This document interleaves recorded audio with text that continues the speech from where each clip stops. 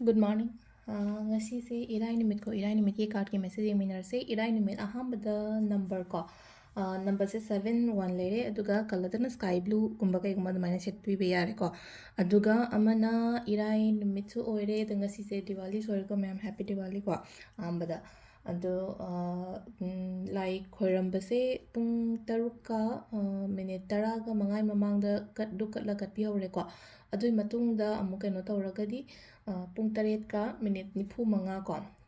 ꯄꯨꯡ ꯇꯔꯦꯠꯀ ꯃꯤꯅꯤꯠ ꯅꯤꯐꯨꯃꯉꯥ ꯅꯤꯄꯥꯟ ꯃꯈꯥꯏ ꯐꯥꯎꯕ ꯃꯅꯨꯡꯗ ꯑꯃꯨꯛꯀꯣ ꯑꯗꯨꯅ ꯅꯪꯍꯧꯗ꯭ꯔꯦꯅ ꯈꯜꯂꯦ ꯑꯅꯝꯕꯅ ꯃꯅꯤꯄꯨꯔꯗꯗꯤ ꯉꯟꯇꯥ ꯑꯗꯨꯝ ꯇꯧꯅꯕꯅꯤꯅꯀꯣ ꯇꯔꯨꯛꯀ ꯃꯤꯅꯤꯠ ꯇꯔꯥꯃꯉꯥ ꯃꯃꯥꯡꯗ ꯑꯗꯨꯝ ꯗꯨꯛ ꯀꯠꯄ ꯈꯣꯠꯄ ꯑꯗꯨꯃꯥꯏꯅ ꯇꯧꯕꯤꯔꯣꯀꯣ ꯑꯗꯨꯗꯨꯃ ꯂꯩꯔꯦ ꯑꯗꯣ ꯇꯥꯡ ꯑꯃꯁꯨ ꯑꯣꯏꯔꯦꯀꯣ ꯗꯤꯋꯥꯂꯤꯁꯨ ꯑꯣꯏꯔꯦꯀꯣ ꯑꯗꯣ ꯇꯥꯡ ꯑꯃꯗ ꯇꯧꯕ ꯔꯤꯆꯨꯋꯜꯁ ꯀꯩꯀꯥ ꯑꯗꯨꯝꯕ ꯃꯌꯥꯝ ꯑꯃꯁꯨ ꯇꯧꯕꯤꯕ ꯌꯥꯔꯦꯀꯣ ꯃꯦꯅꯤꯐꯦꯁꯇꯦꯁꯟꯁꯀꯨꯝꯕ ꯑꯩꯅ ꯉꯔꯥꯡ ꯅꯍꯥꯟꯗꯒꯤ ꯑꯗꯨꯝ ꯁꯦꯌꯔꯕꯨꯗꯤ ꯇꯧꯋꯦꯀꯣ ꯈꯔ ꯆꯦꯛ ꯑꯣꯏꯔꯣ ꯑꯃ ꯑꯣꯏꯔꯣꯀꯣ ꯑꯩꯅ ꯗꯤꯋꯥꯂꯤꯒꯤ ꯀꯩꯅꯣꯒꯤ ꯍꯥꯞꯄꯗꯣ ꯑꯗꯨꯝꯕ ꯃꯌꯥꯝꯗꯣ ꯐꯖꯅ ꯂꯣꯏꯅꯃꯛ ꯇꯧꯕꯤꯌꯨꯀꯣ ꯃꯌꯥꯝꯁꯨ ꯍꯥꯏꯗꯤ ꯌꯦꯡꯗꯕ ꯌꯥꯎꯔꯒꯁꯨ ꯍꯥꯟꯅꯒꯤ ꯚꯤꯗꯤꯑꯣꯁꯤꯗꯀꯣ ꯆꯦꯛ ꯃꯦꯅꯤꯐꯦꯁꯇꯦꯁꯟꯒꯤ ꯑꯣꯏꯔꯣ ꯖꯔꯅꯦꯜ ꯏꯕ ꯈꯣꯠꯄ ꯑꯃ ꯑꯗꯨꯝꯕ ꯃꯌꯥꯝꯗꯨꯁꯨ ꯂꯣꯏꯅ ꯇꯧꯊꯣꯛꯄꯤꯌꯣꯀꯣ ꯑꯗꯣ ꯑꯍꯥꯟꯕꯗ ꯑꯩꯈꯣꯏꯒꯤ ꯅꯨꯡꯇꯤꯒꯤ ꯌꯦꯡꯕ ꯑꯗꯨꯃꯥꯏꯅ ꯀꯥꯔꯠ ꯑꯍꯨꯝ ꯈꯛꯇꯪ ꯂꯧꯊꯣꯛꯆꯔꯛꯀꯦꯀꯣ ꯑꯗꯨꯒ ꯑꯃꯅ ꯁꯤꯅꯃꯟ ꯔꯤꯆꯨꯋꯜꯁꯀꯨꯝꯕꯁꯨ ꯇꯧꯕ ꯌꯥꯏꯀꯣ ꯍꯥꯏꯗꯤ ꯏꯃꯨꯡ ꯃꯅꯨꯡ ꯋꯥꯏꯔꯝ ꯁꯤꯠꯄ ꯇꯩꯕ ꯈꯣꯠꯄ ꯂꯣꯏꯔꯀꯥꯟꯗ ꯑꯩꯅ ꯉꯔꯥꯡꯕꯨꯗꯤ ꯍꯥꯏꯔꯦ ꯃꯆꯨ ꯀꯩꯀꯥ ꯇꯧꯔꯒ ꯇꯧꯕꯗꯨꯃꯁꯨ ꯂꯩꯔꯦ ꯑꯗꯨꯒ ꯁꯤꯅꯃꯟꯁꯨ ꯈꯤꯇꯪ ꯕ꯭ꯂꯣ ꯇꯧꯁꯟꯕ ꯌꯥꯏꯀꯣ ꯑꯩꯒꯤ ꯂꯥꯛꯀꯗꯧꯔꯤꯕ ꯅꯕꯦꯝꯕꯔ ꯃꯟꯊꯁꯦ ꯑꯃꯨꯛꯀ ꯍꯦꯟꯅꯁꯨ ꯐꯅꯕꯒꯤꯗꯃꯛꯇꯀꯣ ꯑꯗꯣ ꯁꯤꯗꯒꯤꯀꯣ 3 ꯀꯥꯔꯠ ꯈꯛꯇꯪ ꯂꯧꯊꯣꯛꯆꯔꯛꯀꯦꯀꯣ ꯅꯨꯡꯇꯤꯒꯤ ꯌꯦꯡꯕ ꯑꯗꯨꯃꯥꯏꯅꯀꯣ ꯍꯥꯏꯗꯤ ꯅꯝꯕꯔ 1 ꯀꯣ card number 1 card number 2 and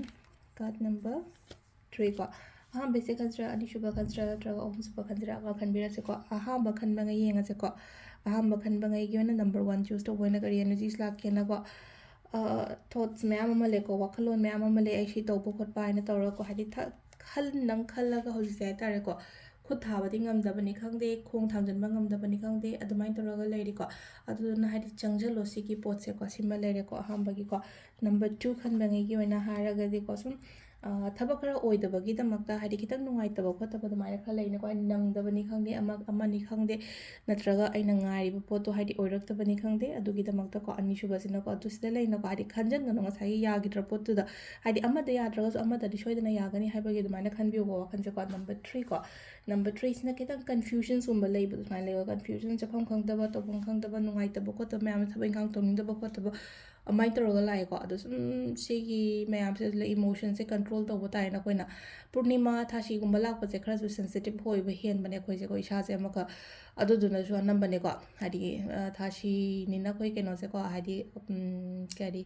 Diwali मतम से को अदुना हादि पूर्णिमा थाशी इमोशनल ओइबसु हेनबने मी खुदिंग मकिनो को सिसे अदुना खतंग हादि कंट्रोल तौबा म दरकार ओइदुना हादि अफब वखन खलगा मेडिटी अखोइना मैनिफेस्टेशन गुम्बा तौवेना एना मैम हाइजेसे को सिमा लेरेको अदुगा केनोसिना को टाइमिंग सिना पुंग मंगागा मिनिट कुन माथोइदगिना पुंग मापनगा मिनिट कुंथ्रा मरी फाउंग लेरेको अदगी मु पुंग तरागा मिनिट यांखै निपान देना बारोगा मिनिट कुनिथोइ फाउंग लेरे अदगी नुंदाम गिन अहुंगा मिनिट तरा दगिना पुंग तरुका मिनिट ट्रांगा फाउंग लेरे अदगी मु पुंग तरेका मिनिट निफु तरुक दगिना पुंग मापनगा मिनिट कुनिथोइ फाउंग लेरेको अदगी अथेंबगिना तरागा मिनिट यांखै निपान दगिना पुंग अहुंगा मिनिट निफु तरुक फाउंग लेरेको सिसिना कोइगी ngasi कोइना अफबा टाइमिंग को अरु से लेरे कोइगी डेली कार्ड मैसेज मैम अदुगा फजना केनो तौबिरोको ngasi की तौबा याबा मैम थैंक यू